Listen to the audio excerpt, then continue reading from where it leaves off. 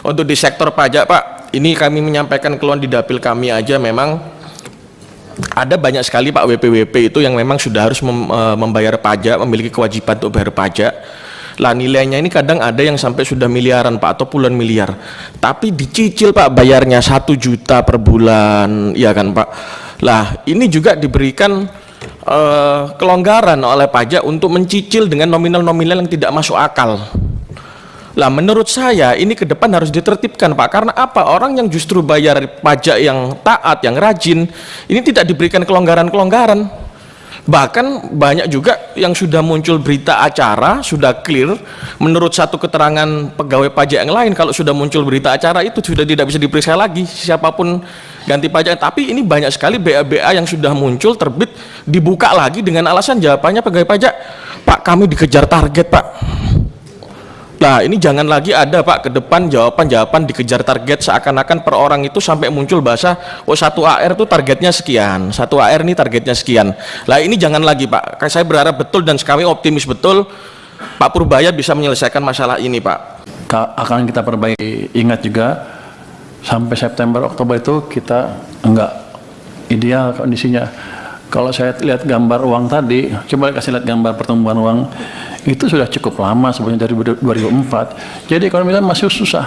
Apakah mau kita tekan masyarakat kita, pengusaha kita pasti hancurnya. Jadi tolong dipertimbangkan juga hal itu. Saya juga pengennya pajaknya maksimal ini.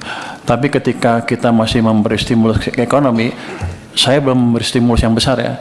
Saya hanya memaksimalkan, mengoptimalkan uang yang ada supaya ekonomi bisa recover itu.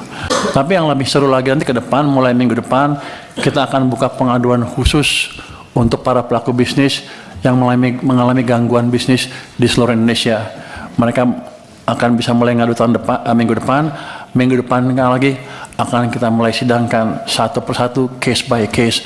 Kalau di atas kertas kan peraturan gampang kan, bagus, OES ideal. Kalau saya dengar laporan kemarin juga bagus, semuanya lancar, tapi di lapangannya kan nggak gitu. Investor belum masuk ke sini dan kita kalah dengan Vietnam dan lain-lain.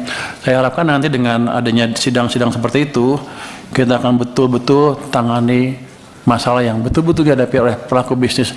Dan nanti ada juga di situ ada Pokja 3, kalau ada peraturannya.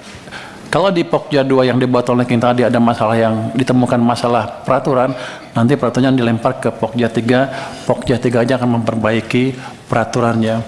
Dan kami akan monitor terus nanti dari Pokja 2 gimana implementasi perbaikan peraturannya.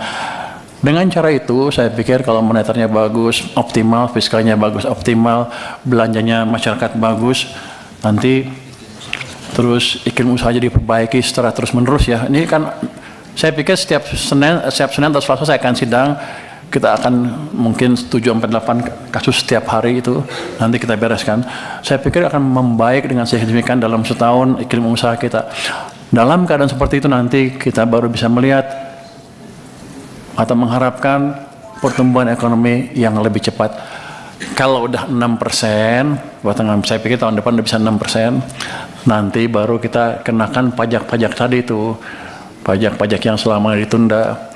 Saya pikir kalau udah orang lebih gampang cari kerja, udah agak makmur sedikit, dipajakin juga nggak akan marah-marah lagi seperti kemarin ketika ekonomi jatuh. Jadi tentunya akan kita perhitungkan seperti apa nanti pajak yang pas buat masyarakat, buat kita, tanpa mengganggu momentum pertumbuhan yang terjadi. Belanja daerah Pak juga masih terkontraksi 13,5% di saat ekonomi membutuhkan stimulus yang merata. Jadi mengapa serapan APBD ini begitu lambat? Maka kami juga memberikan masukan kepada Kementerian Keuangan, Pak, apa yang sudah Bapak lakukan selama ini juga udah sangat bagus. Tentunya juga harus tetap didorong Pak percepatan realisasi belanja pemerintah daerah ini agar pemulihan ekonomi ini dirasakan hingga level grassroots tanpa melanggar prinsip tata kelola. Ini mesti terus ditingkatkan terus Pak. Bapak juga mengingatkan jajaran untuk terus ditingkatkan Pak. Kemudian yang terakhir adalah tentang risiko keberlanjutan fiskal yang ekstrim dan ini ternyata untuk ini Pak, nilai tukar rupiah sepanjang 2025 ini tertekan di kisaran hampir 16.700 per US dollar. Lebih lemah dari asumsi APBN yaitu 14.900 sampai 15.000. Karena ini kan sebagian dipengaruhi ketatnya suku bunga global, Pak. Meskipun imbal balik hasil SBN ini menurun berkat kuatnya likuiditas domestik, ini ketidakpastian kebijakan The Fed ini juga masih bisa memicu volatilitas arus modal.